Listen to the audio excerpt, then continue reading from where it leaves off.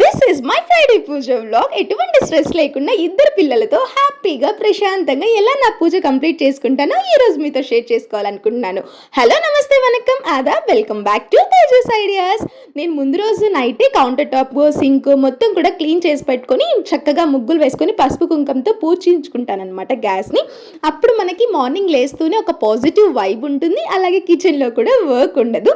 నేరుగా బయటకు వచ్చేసి బయట రోడ్లో ముగ్గు అయితే పెట్టేసి వస్తాను. ఆల్రెడీ నేను ప్రీవియస్ వీడియోలో చెప్పాను కదా, బయట వీడియో తీసే ప్రసక్తే లేదు, అందరూ నవ్వుతారు, అలా షేమ్ ఫీలింగ్తో నేను అస్సలు తీయను. ఇంకా లోపల సందులోకి వచ్చాక వీడియో అయితే ఆన్ చేశాను. నార్మల్గా థర్స్డే ఈవినింగ్సే మొత్తం కూడా వాష్ చేసి పట్టుకుంటాను, కానీ ఈరోజు ఫ్రైడే కాబట్టి హాలిడే, అది కాక ఇంకా మార్నింగే కడుగేసుకుందాము, బాగా స్ట్రెయిన్ అయిపోయాను అనేసి ముందు రోజు కడగలేదు. అందుకే మార్నింగ్ లేసి మొత్తం సందు కడిగేసుకొని గుమ్మం దగ్గర అలాగే తులసమ్మ దగ్గర ముగ్గులు పెట్టుకొని పసుపు కుంకుమ అయితే వేసుకున్నాను.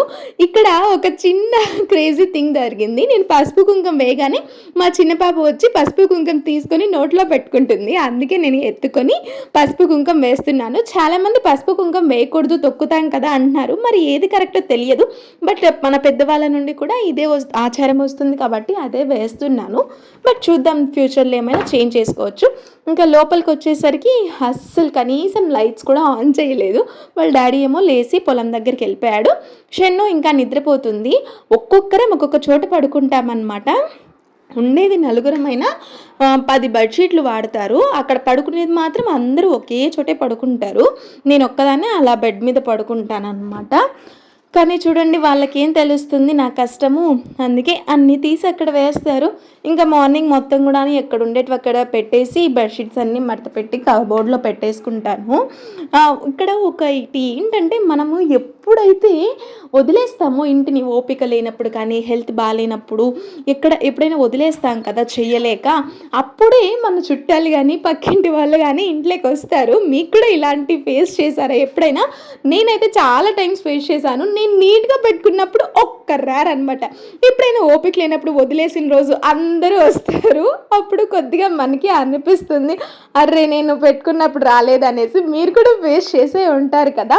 అది కాక ఇద్దరు చిన్నపిల్లలు ఉంటారు కదా, వాళ్ళు పెట్టిన చోట ఉండివ్వరు, సర్దినంత సేపే అనమాట.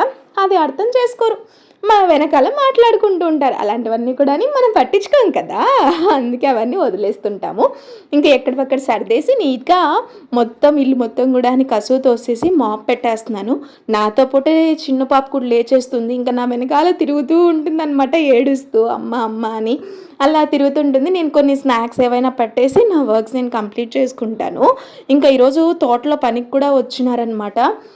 వాళ్ళకు కూడా అన్నం చేయాలి. కర్రీ అయితే ఉన్నాయి ఫ్రిడ్జ్లో, సో నో ప్రాబ్లం అనేసి చేసుకుంటున్నాను ఫస్ట్ ఇంట్లో పనులు. ఇంకా చిన్న పాపకు పాలు అయితే తాపేస్తున్నాను, ఏడుస్తుంది అనేసి. పాపకు కొన్ని పాలు ఉంచి మిగిలిన పాలలో నేను టీ పొడి వేసుకుంటాను. టీ తాగందే నార్మల్గా అయితే వర్క్స్ చేయలేను, కానీ ఫ్రైడే రోజు టీ తాగడానికి కూర్చున్నప్పుడు ఫోన్ తీసుకుంటాను అనమాట, రీల్స్ చూడడానికి. ఇంకా అలా రీల్స్ స్క్రోల్ చేస్తూ టైం అయిపోతుంది. ఈ పూజ ఏమో లేట్ అయిపోతుంది అనేసి ఫ్రైడే మాత్రం టీ లేట్గానే తాగుతాను ఇంట్లో పనులు అయిపోయాక.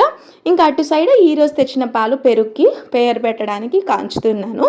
ఈ రెండు కాగేలోపు బియ్యం అయితే కడిగి పెట్టుకుంటాను. చెప్పాను కదా పనికి వచ్చారు అనేసి. వాళ్ళకి అన్నం కోసం కర్రీస్ అయితే ఉన్నాయి, మజ్జిగ చేయాలి, అంతే. ఇద్దరు పిల్లల్ని మేనేజ్ చేసుకుంటూ బయట స్కూల్కి వర్కింగ్ ఉమెన్గా మారడం, అలాగే ఇలాంటి హౌస్ హోల్డ్ వర్క్స్ ఇవన్నీ చేసుకోవడం చాలా చాలా కష్టం అనిపిస్తుంది. బట్ ఇంకా తప్పదు కదా, అందుకనేసి అలా మేనేజ్ చేసుకుంటూ వెళ్ళిపోతూ ఉంటాము. నేను బియ్యం కడిగేలోపు టీ అయితే కాగిపోయిందనమాట. ఇంకా టీ దింపేసి బియ్యం అయితే పెట్టేస్తున్నాను. ఇంకా టీ ఉంచుకొని అక్కడే నిలబడుకొని తాగేస్తానమాట ఈ ఫ్రైడే టైమ్స్.